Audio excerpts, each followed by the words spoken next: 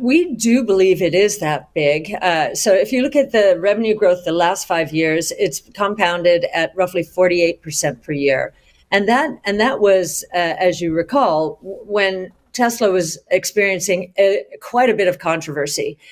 Our forecast for the next 10 years is in the 50 to 60% range, depends if you take our bull or our bear case.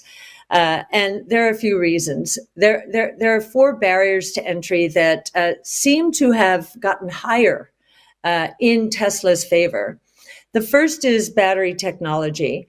So Tesla is the only car manufacturer, with the exception of just a couple in China, the only car manufacturer that decided to ride down the cost curve of the consumer electronics industry using batteries that we find in our laptops, our cell phones.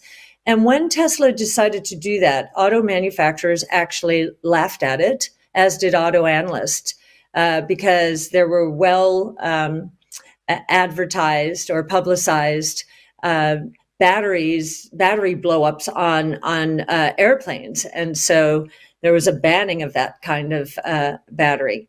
So because of that, its costs are so much lower today. The cost of its battery or its battery pack system is so much lower than other auto manufacturers that if they really want to compete with Tesla, they're going to have to lose money in electric vehicles while their gas-powered vehicle sales are falling.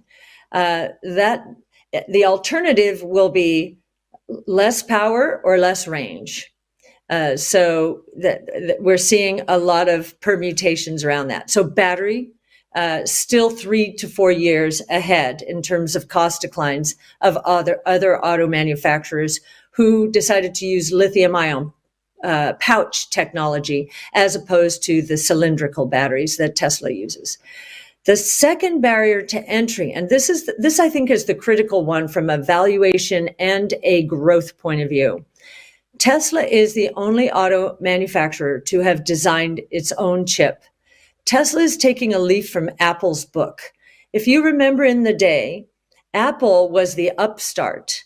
Nokia, Motorola, and Ericsson were the winners in the cell phone space. Apple was this upstart that had the point of view, Steve Jobs, that this was not just a phone, it was going to become a computer in our pockets.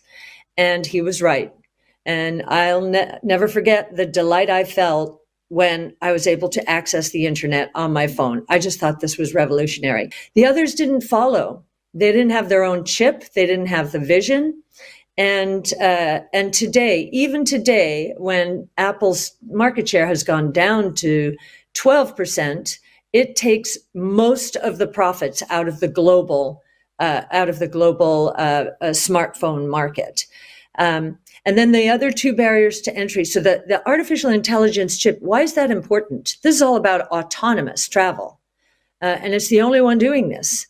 And we believe that the other barrier to entry they have is the billions upon billions upon billions of miles of real world driving data that Tesla has accumulated, so that with its AI expertise, Andrej Karpathy is the expert in autonomous transportation. They now have more corner cases to train their systems on than any other company. It's not going to be possible for these companies to catch up because Tesla already has more than a million robots, including my Model 3, roaming around, collecting data and sending it back every day. And then the other barrier to entry, which I'm surprised this one still exists, is over-the-air software updates. I got my Model 3 in 2018, and I've never had to take it in for a problem. Tesla apparently has diagnosed any problems I've had and corrected them before I see them or experience them. The only problem I've had is a nail in a tire. And of course, software could not correct that. But that was it. And so those four barriers to entry have given Tesla the lead. Our base case is $3,000 in 5 years, from $800 today. And our confidence in that has grown because what we're seeing now is Tesla able to scale EV manufacturing in a way that no one else, except perhaps BYD in China, no one else is doing this yet. And Tesla had to go through a huge learning curve to get there. This is not like the manufacturing of traditional autos. It's a completely different game. And so we believe that Tesla's market share, we used to say we thought Tesla would take 25% of the electric vehicle market in 5 years. Now we're saying we believe Tesla will take 25% of the total vehicle market in 5 years. And we think electric will be nearly half of total vehicles sold.